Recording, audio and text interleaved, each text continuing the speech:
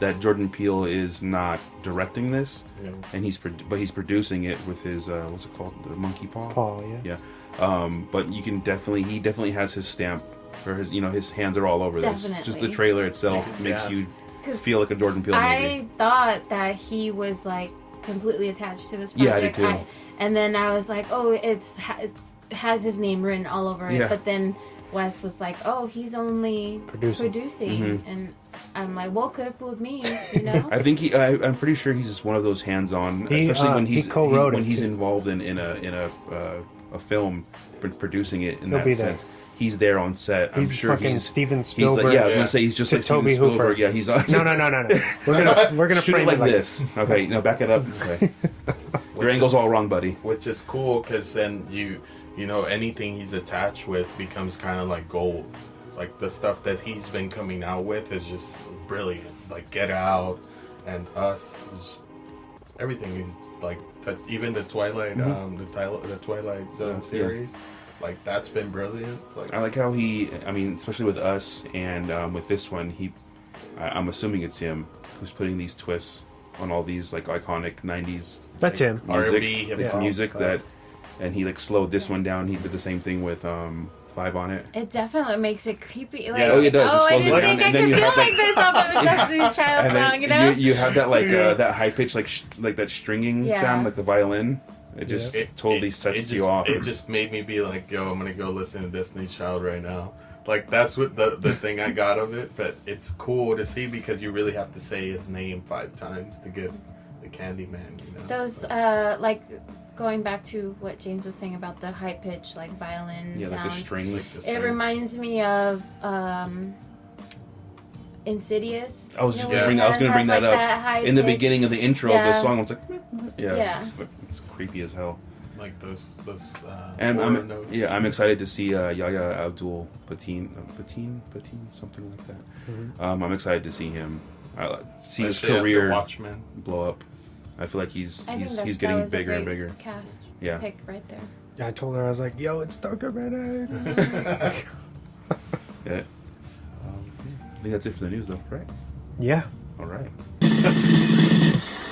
And now it's time for the weekly recommendations. All right, James. All right, so I'll start it off by it's a FX original.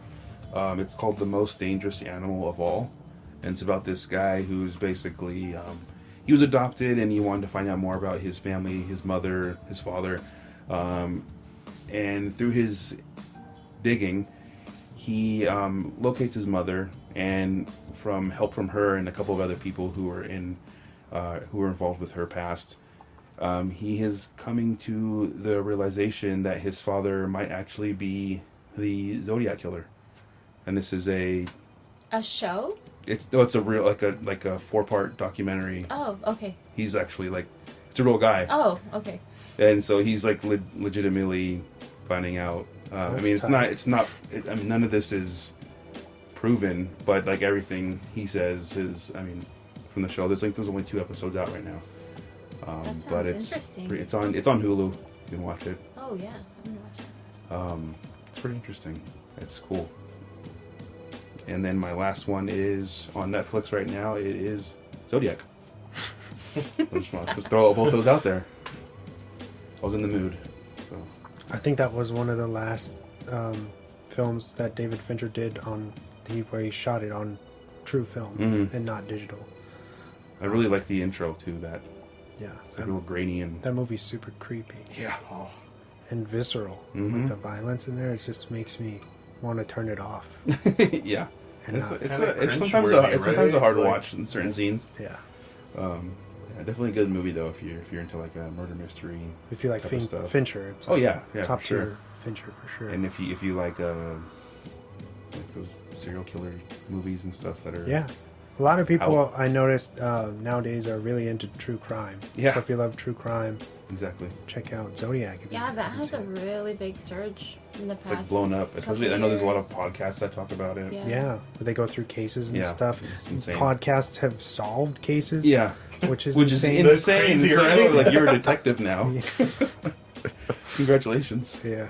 But yeah, so check out The Most Dangerous. And The Most Dangerous Animal of All. and Zodiac. Both of them are Nice. relatively the same, I guess. On to the So next. I have two movies that are kind of connected with each other. So one is The Room Okay. with Tommy Wiseau.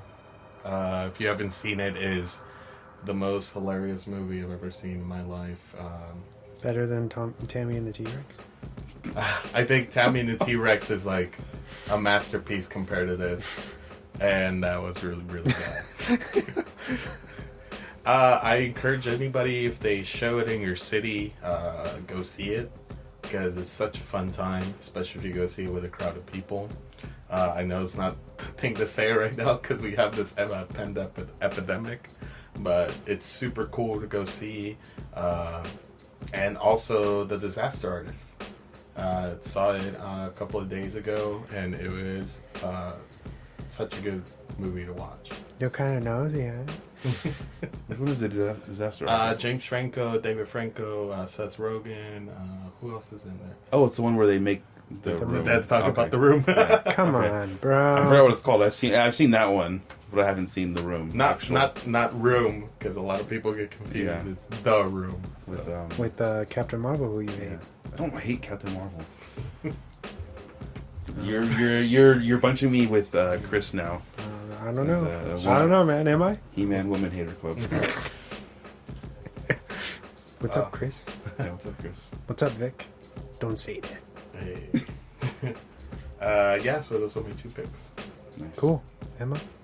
I have a couple. Jojo Rabbit. Have you guys talked about that? No. We have, but we hate. Okay. We have. So haven't I seen it. watched it. It's really great. I cried, but it's also has. Yeah, it's just really heartbreaking about watching this little young boy going through this hard time. But yeah, Jojo Rabbit. Please watch it. That's all I'm gonna say. And another movie, if you're a dog lover, Togo. Yeah. Yeah, Disney Plus. Disney Plus. William I Dafoe, watched right? that No, one. that's it's not William Yeah, Dafoe, is William it? Dafoe. William Dafoe. Yeah. Okay, yeah. Dude, I fucking cried like That a one's fucking good. baby. I like that one. Yeah, it was so good. Yeah. It's a messed up story. It's fucked up. It fucked me up. Yeah. So if you want to have a heartwarming time, watch those 2 movies. Good car session. Yeah, and then please watch The Outsider. It's so fucking God, good. yes. That show, so good. Last episode just aired. It's on HBO Go. Is that what it's called? It's HBO Go. Oh, HBO. Or if they have It's on HBO now. HBO, yeah. Okay, yeah. So it's only 10 episodes. Keeps you wanting to watch every episode, the next and the next. That's what It's I've really been good. waiting for, just to end so I could binge watch the whole season. Yes, I wish I would have done that because I watched it when the first 2 episodes Yeah. dropped, Yeah. and then after I literally finished watching the first episode, I was just like, "Fuck! I wish I didn't see this because now I have to wait week by week." And this is probably one of the few, very, very few shows that I actually went back every week, every weekend, and I was like, "Oh, The Outsider's on." Yeah. Because I usually don't do that. I usually just wait, forget about it. That one's really good. And then my last one I'll throw in is the Amityville Horror with Ryan Reynolds. Oh, nice. Okay. Really, I like that one. Awesome. So, I guess I'm the only person to pick a Keanu Reeves movie as my rec. I actually had some movies, but I just didn't do it. We're already talking about 3 of his movies. Bill and Ted's Bogus Excellent. Journey. Yes. The sequel, not Excellent Adventure. I know. I just said excellent. Because it's awesome. Yeah. And William Sadler's rad as Death. Oh, yeah. I love that movie. And if you guys haven't seen it, you should see it. And we're going to show both of them this summer if the virus doesn't ruin everything. If we're not dead by then. If we're still alive. Yeah. Moving on. Yes. 5, 4, 3, 2, 1. And now for the movie focus of the week. All right, so we're talking about John Wick. We'll start obviously with chapter 1. Yeah. I wrote up a little bit for it. If you wanted to do a little intro, and then we can open up the floor. Let's do it. Does that sound all right? It was written by Derek Kolstad, directed by Chad Stileski, starring Keanu Reeves, Lance Reddick, Ian McShane, John Leguizamo, Alfie Allen, Michael Navist, Adrian Pilecki, Willem Dafoe, Dean Winters, and Bridget Moynihan. The screenwriter Derek Kolstad came up with the idea of a retired hitman who ends up returning to his old life to settle a score. The working title was then originally Scorn, S-C-O-R-N. After pitching his idea to various studios, Thunder Road Pictures fell in love with the character of John and picked up the script, helping tweak it. The original script actually called for a man well in his 60s. This was later changed undoubtedly because of the physically demanding nature of the character and his world. Enter Keanu Reeves, who joins the production in May 2013. Reeves works with the studio and Derek to make each character as interesting as John. While pursuing a neo-noir vibe for the film, they decided to change the name from Scorn to John Wick due to Keanu Reeves walking around telling everybody, "Oh yeah, I'm working on this production. It's called John Wick," instead of Scorn. Yeah. So they just kind of ran with that, which is hilarious. That's cool. Fast forward to Keanu asking his former stunt coordinators, actually from The Matrix, Chad Stileski and David Leitch, to help with the choreography and stunts for the film. They agree and fall so hard for the script that they asked to direct it, which was Keanu's secret plan all the time. Pitching their narrative of the Baba Yaga that we have now. Nice. They chose to film in anamorphic 35 millimeter, and they mostly shot in New York City. Well, I think a few bits and pieces were done in like Canada and stuff. This film was actually released on October 24th, 2014, receiving both critical and financial success, and successfully building an oddly realistic underworld we didn't know we needed. And there you go. Nice. So this movie literally owes it to Keanu Reeves for being what it is. Yeah, like, literally.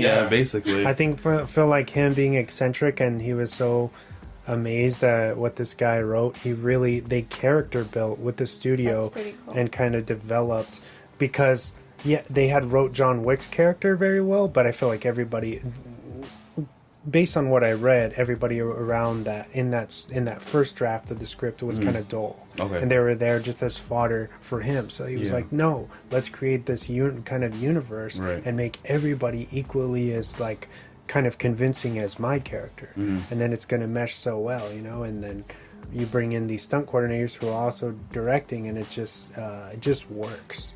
Especially this is diving into what I thought of the film. I'll volunteer to go first. This is definitely my favorite of all of the three of them, although it's the most like kind of laid back one, right? Because you really get a cool introduction into who John was before you know what kind of a badass he is. Yeah, you know what I mean. It takes them a while to really set up, because you get like 20 minutes, right, of him, or maybe like a half an hour. It feels like him kind of being normal. And how he walks around, and he kind of look like, you can tell he's probably is a badass, but he doesn't really show. He's really good at like not showing that, and he's kind of heartbroken because he's just lost his wife, to an unknown disease. I would assume something cancer or something like that, right?